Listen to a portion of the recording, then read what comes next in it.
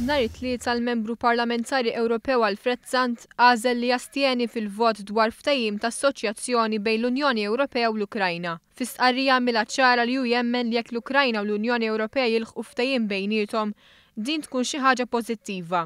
Iżda fisser li dan għandu jsir fil-qafas ta' ċirkostanzi ġeopolitiċi attwali. Sant qal li għalhekk jemmen il-preżentazzjoni u żmien magħżul għal dan il-ġest politiku tal-iffirmal tal-ftehim kien imprudenti għall-aħħar. Fisser ukoll li ma jinstabx konvint li kienet tingħata importanza lejn l-interessi u x-xewqat tal-Ilvan tal-Ukrajna. Żied jgħid li huwa jaqbel ma' dak li qal il-Ministru tal-Affarijiet Barranin George Vella dwar li l-Unjoni Ewropea se titratta aħjar din is-sitwazzjoni.